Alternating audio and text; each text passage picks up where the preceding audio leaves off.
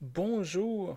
Il y a quelques jours, j'ai lu un rapport intéressant sur le taux de pratique religieuse aux États-Unis, qui semblait indiquer qu'il y a un déclin de pratique religieuse, ça on le savait, qui passait de 70 de pratiques religieuses, on parle de la chrétienté, ça passait de 78% à 71% dans l'ensemble de la population des États-Unis, qui semble peut-être pas beaucoup, mais quand même, c'est significatif. Et ce qui semble sortir de cette étude-là, c'est d'autant plus significatif auprès ce qu'on appelle en anglais les millennials. En français, on pourrait parler de la génération Y, où là, les chiffres montrent que vraiment une très grande baisse de ce côté-là.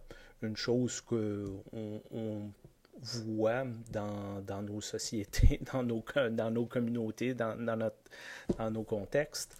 Mais peut-être que ça explique pourquoi aux États-Unis on voit cette espèce de bataille entre espèce de groupe religieux qui se bat contre le gouvernement, on a vu pour la question des pilules je vais te le dire, la pilule, excusez, là, et comment certaines compagnies dirigées par des propriétaires disent au nom de leur foi, ils ne veulent pas payer, comment toute la question du mariage entre conjoints de même sexe, conjoints de même genre, est reliée à des questions de liberté religieuse. Puis on sent aussi ce discours-là que la chrétienté est sous attaque et que c'est une grande discrimination, puis c'est eux contre nous. Je parle de ça parce que dans l'Évangile selon Jean, ce discours-là est très présent et peut-être particulièrement dans le texte que le lectionnaire nous offre cette semaine, cette idée qu'il y a une dichotomie entre le monde et la religion. Jésus n'appartient pas à ce monde, ses disciples n'appartiennent pas de ce monde, l'Église n'appartient pas de ce monde. Souvent, on a entendu ça me fait penser, lorsqu'il y a eu des scandales de nature sexuelle, beaucoup de scandales qui ont sorti en même temps pour l'Église catholique romaine, un des porte-paroles parlait que de la justice des hommes et de la justice divine. Comme si l'Église était plus ou moins dirigés par la justice des hommes, puis qui ont une autre justice différente, qui appartiennent pas à ce monde.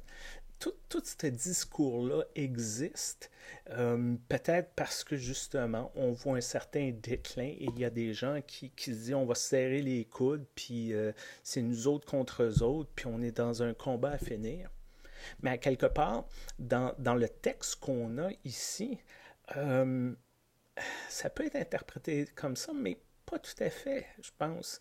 Je pense qu'on est invité à pas adopter une attitude de c'est l'un ou c'est l'autre, d'une espèce d'attitude binaire, mais ça peut être l'un et l'autre. On peut vivre dans ce monde, on doit vivre dans ce monde, on n'a pas le choix. Là. On n'est pas des êtres, des esprits qui volent dans une autre sphère d'existence. On est ici, on vit dans ce monde-là, et ça ne veut pas dire nécessairement qu'on doit abandonner nos valeurs, nos convictions. Non, on est dans ce monde, on est. Puis on croit qu'on a reçu comme une mission, pas nécessairement une mission de défaire ce monde, mais d'être dans ce monde et de prendre soin de ce monde. Euh, on se fait dire que dans l'Évangile de Jean, que Dieu a tellement aimé ce monde qu'il a offert son Fils unique. On parle d'un Dieu qui crée, qui continue à créer. Donc, il faut en comprendre que Dieu aime ce monde. Il l'a créé, ce monde-là. Donc, nous, en tant que croyants en Dieu, en tant que disciples de Jésus, notre rôle, c'est pas d'être en confrontation, c'est de dire, ben, nous, on a des valeurs, puis on aime ce monde-là, puis on veut l'améliorer, pas le combattre, mais l'améliorer, puis travailler avec les gens, puis apprendre des gens, puis peut-être les gens vont apprendre de nous, puis peut-être il y a quelque chose qui va émerger de tout ça. Puis peut-être c'est ça que je vous souhaite cette semaine, d'avoir ces possibilités-là où vous pouvez voir que c'est pas un contre l'autre. C'est pas le capitalisme ou la chrétienté. Non, on est des êtres, comment dire, qui vivons constamment dans un paradoxe. Et nous sommes des êtres qui vivons ici, puis qu'il y a moyen de vivre dans le monde, il y a moyen de vivre nos valeurs, puis d'être vivre ça dans une certaine harmonie. Ça ne veut pas dire que tout est permis, de vivre ça dans une harmonie. Puis je vous souhaite d'être capable d'identifier ces moments-là où qu'on peut faire ça. Je vous souhaite une bonne semaine. Portez-vous bien.